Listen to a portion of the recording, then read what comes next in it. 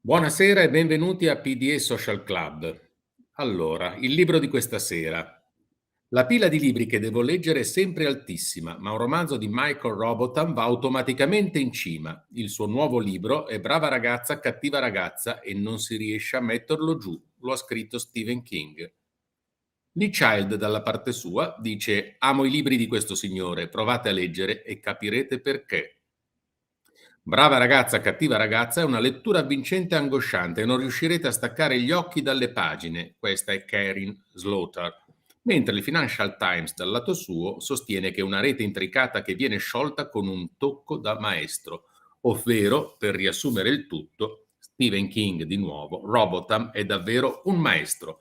Stiamo parlando di Brava ragazza, cattiva ragazza di Michael Robotham, edito da Fazzi Editore nella sua collana Dark Side, e il nome della collana dice già tutto. Siamo davanti a un thriller, siamo davanti a un noir, siamo davanti a uno scrittore australiano, per una volta, che però si è portato a casa con questo libro, che non è il suo primo, ha pubblicato parecchi romanzi pubblicati anche in Italia, questo è il suo primo libro da Fazzi, si è portato a casa il Gold Dagger Award della Crime Writers Association ed è stato finalista all'Edgar Award. Vive a Sydney, ambienta in Australia i suoi romanzi.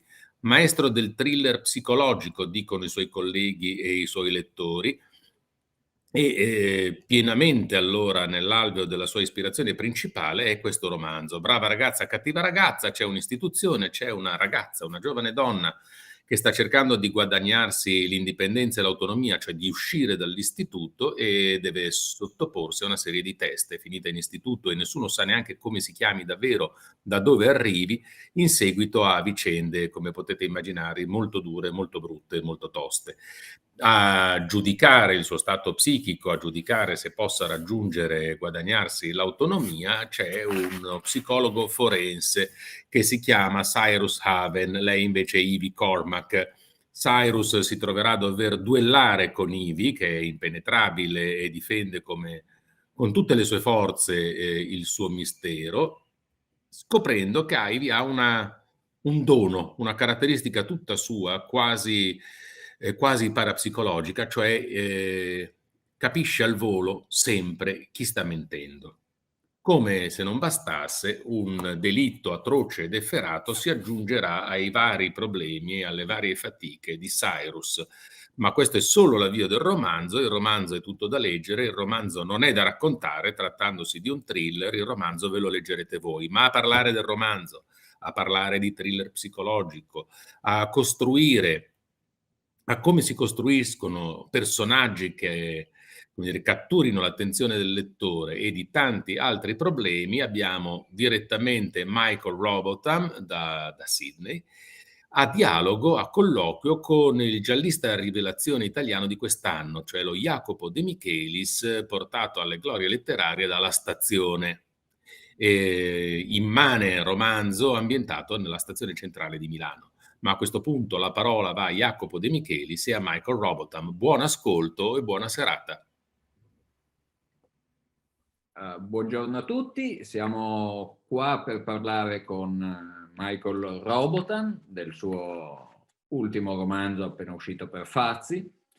Due parole per presentare l'autore. Michael Robotham è nato nel 1960 in Australia, ma ha vissuto a lungo in Inghilterra, a Londra, dove ha fatto prima il giornalista e poi il ghostwriter, e a un certo punto è passato con grande successo alla narrativa thriller nel 2004 con un romanzo che si intitolava L'indiziato, The Suspect, che è stato un grande successo internazionale, tradotto in numerose lingue. Da allora ha pubblicato, credo, una quindicina di romanzi, ha vinto numerosi premi, sono stati tratti film e serie dai suoi libri, e arriva nelle scorse settimane in libreria con Good Girl, Bad Girl, Brava ragazza, cattiva ragazza, che è un romanzo di qualche anno fa, del 2019 mi sembra, è il primo di una nuova serie con un personaggio, Cyrus Haven, uno psicologo forense, di cui credo sia già uscito anche il secondo romanzo. Chiedo conferma all'autore. That's true. There is a second book, and I've just finished, and I will have a third book out, which is coming out in English in June of this year, and hopefully in Italian very soon. Brava ragazza, cattiva ragazza, possiamo definirlo un procedural thriller a sfondo psicologico. E Cyrus Haven è appunto uno psicologo di professione. Ora, nel thriller già da tempo una figura legata alla psicologia che ha molto spazio è quella del profiler. Molti protagonisti di thriller negli ultimi anni sulla scena internazionale sono profiler, però il personaggio di Michael Robotham non è esattamente un profiler, è uno psicologo forense che collabora in casi di indagini criminali con la polizia. Qual è la differenza fra le due figure, se c'è una vera e propria differenza? A clinical psychologist, their role is to help people cope with life. And that could be someone that's scared of going outside or scared of spiders, or they help people cope with day-to-day life. A profiler is someone who is dealing in forensic crime, looking at psychopaths and sociopaths and trying to help police understand why one human being would do such violence on another human being. In the case of Cyrus Haven, he's a reluctant investigator. He seeks to understand human behavior, but he doesn't want to really delve into the dark side of it because of his own past. You know, his own family were killed when he was a child, and he wants to understand why that happened, but he doesn't necessarily want to spend his life reliving that moment. Ok. Cyrus Haven, abbiamo detto, è uno psicologo, ma anche il protagonista della precedente serie thriller di Robotham, iniziata con L'Indiziato, appunto, era anche lui uno psicologo, anche se un personaggio con caratteristiche diverse. Possiamo quindi dire che questo dello sguardo psicologico diretto al crimine e di una investigazione che si basa più che sul lavoro poliziesco propriamente detto, sull'approfondimento e l'analisi psicologica, è un po' il tratto distintivo dell'approccio di Michael Robotham al thriller. Come mai questa scelta? Come è nato questo interesse per l'aspetto psicologico delle indagini? I mean, several reasons. I mean, I'm not very interested when a terrible crime happens. You know, some people are interested in how many times someone was stabbed, or you know, or the forensic detail of what happened. Whereas I want to know what went through the mind of someone who committed that crime, and what went through the mind of the victim before they became a victim. And to me, that is the great unknown. That's the fascinating thing. You know, violence is violence, but to understand why someone does a violent act, I think is far more interesting. And I think it comes from my background. That interest comes from my background as a journalist, and also as a ghostwriter, which you mentioned earlier. I did 2 books with a man called Paul Britton, and he was the pioneer of offender profiling in the UK. He was one of the first psychologists to work with the police, and he worked on many celebrated crimes, including Fred and Rosemary West, the House of Horrors, the couple that killed, you know, 15 people, you know, and you know, I mean, some of the worst crimes during the 1990s and 2000s he worked on, and he helped catch the police catch the people responsible. And I worked on 2 books with Paul. I wrote the book about his career, and I worked on a book about his clinical work. And he worked with the criminally insane in psychiatric hospitals. He was trying to catch people before they committed the crimes. And I guess that's where my interest came. And that's where my knowledge comes from of criminal psychology. C'è una scena nel romanzo particolarmente interessante e significativa riguardo all'approccio all'indagine del protagonista del romanzo, in cui analizza una scena del crimine e spiega in che cosa lui guarda e cerca cose diverse all'interno di una scena del crimine rispetto alla polizia. Questo trovo che è molto interessante, perché fa capire che questo particolare personaggio fa prendere poi al tipo di indagine che viene condotta una piega diversa, e mi piacerebbe che appunto Michael ci spiegasse in che cosa il Cyrus, il suo personaggio, differisce da un poliziotto quando analizza una scena del crimine, un delitto, un sospettato. When the police or a detective looks at a crime scene, I mean, they're looking for footprints and fingerprints and DNA. They're looking for the physical clues that a criminal has left behind, or potentially what they've taken away. But a psychologist, when they look at a crime scene, they're looking for the psychological clues. They're looking at how quickly someone could disappear from that scene and not be seen. Is it someone that would know the area? Would is it somewhere that's a shortcut or secret that only a local would understand where they are? Or similarly, is it somewhere where someone would set up an ambush? Or, I mean, they're looking for a totally different set of clues, because when a psychologist comes to a crime scene, it's one of the reasons they look at the victim so closely.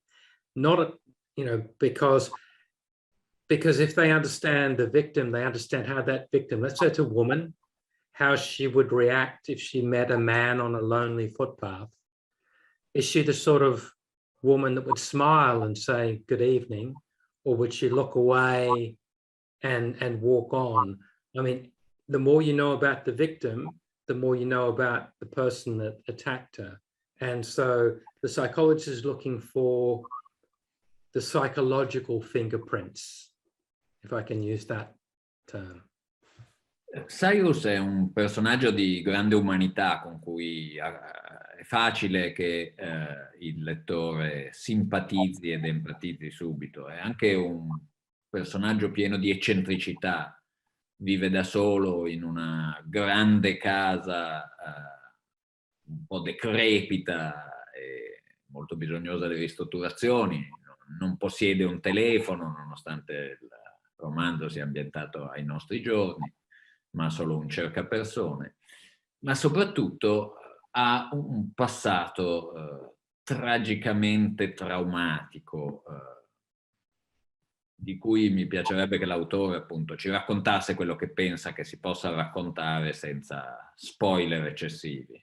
Okay. Now he's a damaged individual, Cyrus. At the age of 13, he was living with his family. Obviously, he came home from football practice and he found that his family had been murdered, and he discovered the bodies.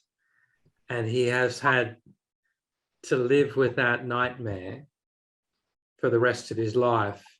And during his teenage years, he cut himself, he did alcohol, he did drugs, he went off the rails totally. But ultimately, he pulled his life back together and he became a psychologist, perhaps to understand why someone would do what they did to his family. And that's why he became a psychologist.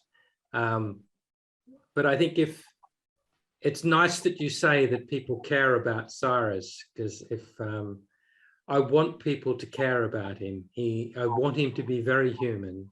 I want him to be very warm, but he is very damaged, you know, and I think that's why he's so good at understanding damaged people, because he is so damaged himself.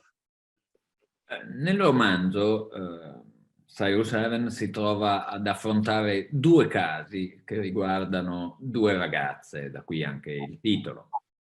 Ora non diremo precisamente come questi due casi si intrecciano tra loro, ma quello che scopriremo nel corso della narrazione è come il caso della brava ragazza in realtà nasconde aspetti che fanno capire che la brava ragazza non era poi così brava, e il caso della cattiva ragazza ci fa capire che la ragazza non è veramente cattiva. Quindi c'è anche nel romanzo, ma chiedo conferma a Robotham, un mettere in questione queste così semplicistiche categorie di buono cattivo. I mean, it's interesting. I'm sure in Italy you have the same phenomenon certainly in Australia and in the UK. It's called the white woman syndrome, in a sense that if a murder victim is a white woman or a white girl, there is massive media coverage of that crime. But if the victim is ethnic, or if the victim is a sex worker, or if then suddenly there's less coverage. And it's similarly that there's something called Red Riding Hood syndrome, Little Red Riding Hood, the fable, that whenever a child is, or a girl, a teenage girl is a victim, that she's like Little Red Riding Hood. She's innocent, and she was snatched off out of the woods by the big bad wolf. And sometimes I wanted to play around with the idea that sometimes the victim, they're still a victim. Don't get me wrong, they're always a victim, and they don't deserve to be a victim. But sometimes they're not as pure as the media portray them as. Sometimes cases are more complex, you know. Sometimes the good girl isn't all good. Ecco, abbiamo detto del protagonista maschile, ma io devo confessare che io appunto ho trovato un bel personaggio con cui ho subito simpatizzato, ma devo dire che io sono rimasto assolutamente conquistato da uno dei personaggi femminili, la bad girl del titolo, Evie Cormac, che è uno dei due casi con cui il protagonista si trova a confrontarsi, e mi piacerebbe che fosse l'autore a presentare questo personaggio così forte, originale e particolare. I personally, you know, I have written now, I think, 16 novels, and Evie Cormac is my finest creation. She is the most fascinating character I have ever written. She is a very damaged young teenager. Nobody knows her real name. Nobody knows her real age, because she was given the name Evie Cormac by the courts. She was found hiding in a room where a secret room in a house where a man had been tortured to death. And she's never revealed her true identity. And it's clear that she's been abused terribly. But Evie has a skill. I won't call it a gift. It's not a superpower. It's actually a burden. It's a curse. But Evie has learned how to tell when someone is lying. And you may think that would be very useful in your life, but it is the most horrible thing to be burdened with, because we lie to people we love all the time. We lie to our friends all the time. but what would it be like to go through life, and even when someone says something as simple as "I love you," you knew they were lying. So I think she's a fascinating character, Evie. I've done more books with her, and I think that people will fall in love with her, and I hope they do, because I certainly am in love with her. Eh sì, confermo la straordinarietà del personaggio, che nonostante sia un personaggio appunto profondamente originale, a me sotto diversi aspetti ha fatto pensare a un altro grandissimo personaggio femminile della narrativa thriller, cioè quello di Lisbeth Salander, nel senso che anche Lisbeth Salander ha da una parte una vita fortemente segnata da drammi, tragedie, una vita svantaggiata, e dall'altro dei talenti particolari. E non so se sarà così nella serie di Michael, ma anche Lisbeth Salander, che diciamo inizialmente sembrerebbe essere la coprotagonista della serie dei libri di Stieg Larsson, che ha al centro il giornalista maschio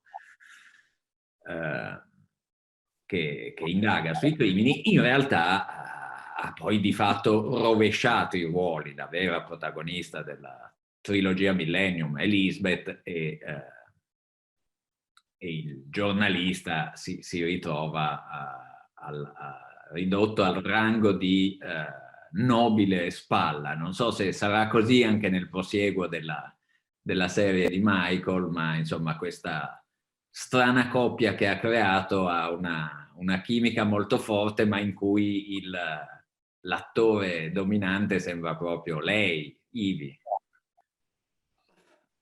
I'm not sure. I mean, I agree that Lisbeth Salander is one of the great creations of Stieg Larsson. Lisbeth is much more kick-ass than Evie is. I mean, Lisbeth is sort of, very strong, can sort of hold her own. I mean, Evie's very weak. Evie has a skill in terms of, can tell when someone's lying, but she's not as proactive as what Lisbeth Salander is in terms of taking revenge on people.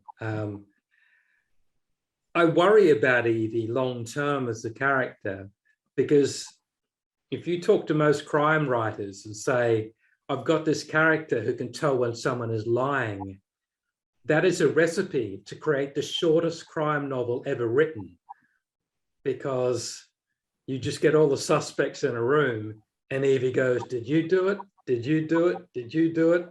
She solves the case. The only way I've prevented this from being possible is that nobody believes Evie, because even though Evie can tell when someone is lying, she's a compulsive liar herself, which means she's so young and she's so damaged and she lies so often that people don't believe her. But I worry that as she gets older, that I don't know how far she can go as a character. I honestly don't. I love working with her, but I don't know whether there's going to be a long series with her.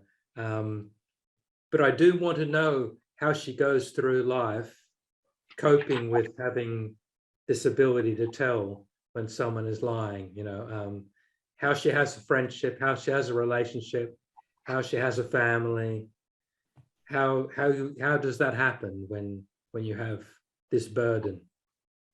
Al centro del romanzo, che appunto tratta due casi di ragazze, c'è anche il tema dell'adolescenza, giocoforza, perché sia Evie che la vittima dell'omicidio su cui Cyrus indaga sono due adolescenti.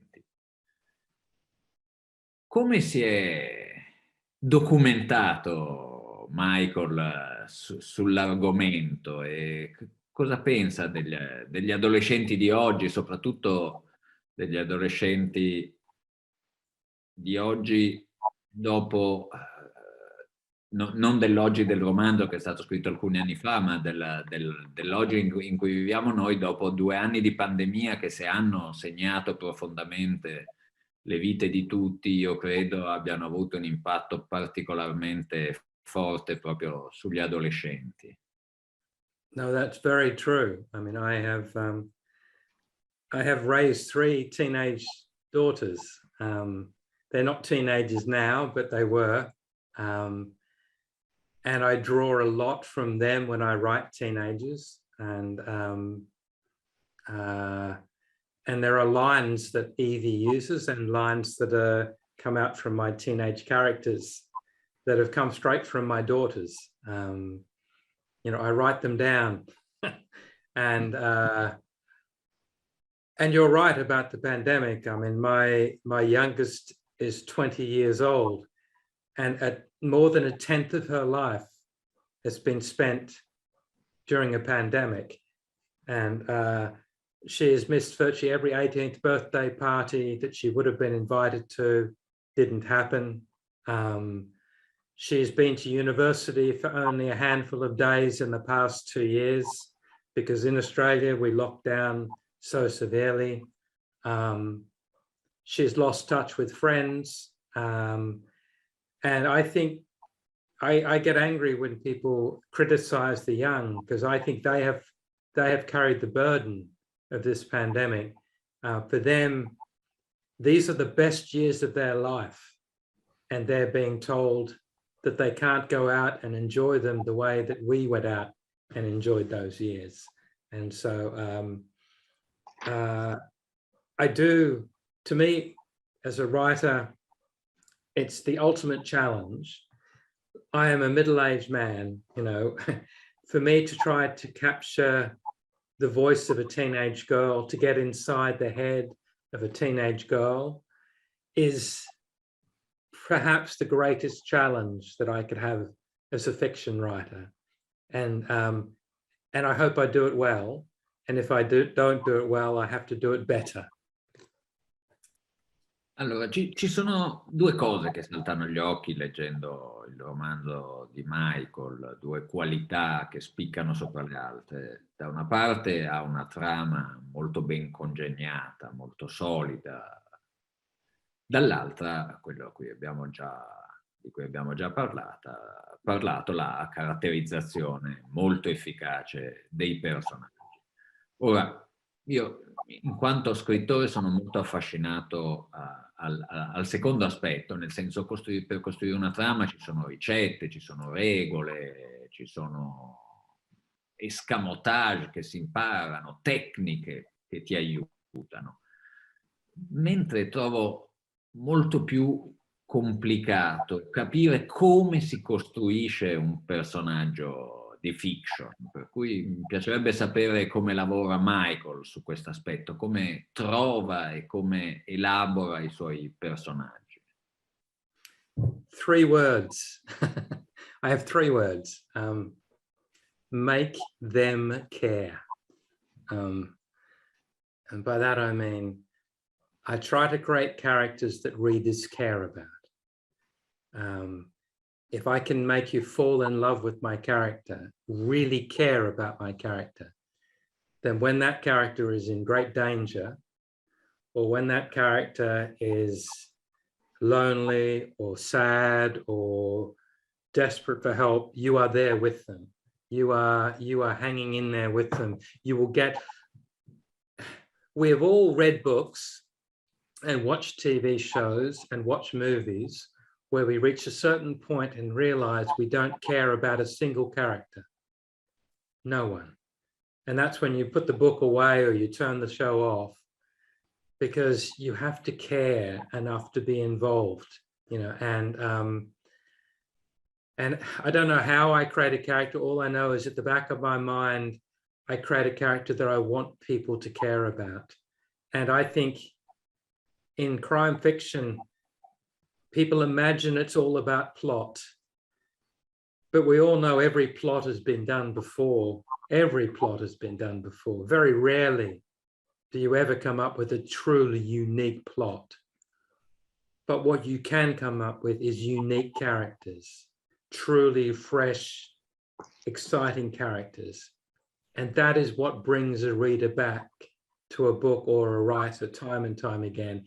It's long after you've forgotten the plot of Good Girl, Bad Girl, and you will forget the plot, but you won't forget the characters. And that's what I hope anyway. Prima di darsi con grande successo alla narrativa, Michael già scriveva, ma ha scritto prima articoli giornalistici e poi si è occupato di ghostwriting, che è una professione di scrittura molto particolare, perché implica il prestare la propria penna ad altre persone, di solito persone famose, restando nell'ombra e scrivere al posto loro, in qualche caso completamente, in altri casi magari semplicemente aiutandoli, i libri che stanno scrivendo. E siccome è una professione molto curiosa, forse una delle più interessanti tra quelle a cui si può dedicare uno che sa scrivere, mi interessava che ci raccontasse qualcosa della sua esperienza, anche perché so che ha scritto i libri di alcune persone molto famose in Inghilterra. Credo che di alcuni non si possa dire niente, ma invece su altri so che l'ha ammesso pubblicamente. Yeah, I did 15 autobiographies for as a ghostwriter, and they range from politicians to soldiers to pop stars to actors. For example, Jerry Halliwell, who was Ginger Spice in the Spice Girls, which obviously, you know, the biggest band in the world in the 1990s. I did her autobiography. Lulu, the 60s pop star who starred in To Sir With Love and was married to one of the Bee Gees, I did her book. Dennis Thatcher, Margaret Thatcher's husband, the first sort of male consort to a world leader, I did his autobiography. But I can only mention a few of them, or I would have to kill you all, because it's all secret. But I guess what it taught me was about capturing voice. Every one of the people I wrote for had a unique voice. We all have a unique voice. And as a ghostwriter, if I did my job properly, nobody would see my fingerprints on the story. It would look and sound exactly like the person I was writing for. I mean, it would, and their friends and their family would not realize that a ghostwriter was involved. It's almost as though they had just recorded it and put it on the page, you know. And that was the art of ghostwriting. And I guess in fiction, all I try to do is I try to create fictional characters that live and breathe on the page, that feel just as real as everybody I ever wrote for as a ghostwriter. Tu come giornalista e ghostwriter hai a lungo scritto di vicende e di personaggi reali. Cosa ti ha spinto, quale esigenza ti ha mosso nel passare alla fiction, alla scrittura di finzione? E secondariamente, come mai, visto che anche chi scrive romanzi cerca di raccontare qualcosa sulla realtà, come mai riusciamo a raccontare alcune cose sulla realtà solo in maniera mediata, passando attraverso la finzione e non direttamente in un articolo giornalistico, per esempio? Yeah, very good question. The truth is I wanted to be a novelist from about the age of 12. And I felt as though I had nothing to write about. I grew up in very small country towns, and Mark Twain has stolen all the best plots. And I became a journalist to gather material, I felt as though I needed to live and travel and experience the world. But I always wanted to be a writer. When it comes to the difference between journalism and fiction, there are many, many stories as a journalist that I knew were true, but I could not write them. For legal reasons, we did not get enough evidence, but I knew they were true, you know. And there are also other limitations on journalism. You know, you had 800 words to tell a complicated story. They give you 800 words. Sometimes they give you 500 words or 200 words, you know, whereas in fiction, I think it is possible to explore a greater truth because you have the space, you have the time, and you can explore more than just the facts, more than just, you know, the details. You can explore the inner workings of the human mind, and you can touch someone in fiction. But it's harder, you know. I think as a journalist, it's harder to make stuff up than it is to gather real things, if you know what I mean. I find it harder to write fiction than I did to write journalism, but I find it more satisfying. Grazie mille a Michael per la chiacchierata e grazie a chi ci ha seguiti. Se volete lasciarvi toccare dalla scrittura di Michael e dei suoi personaggi, il romanzo appena uscito per Fazzi è questo e lo trovate in libreria. Grazie.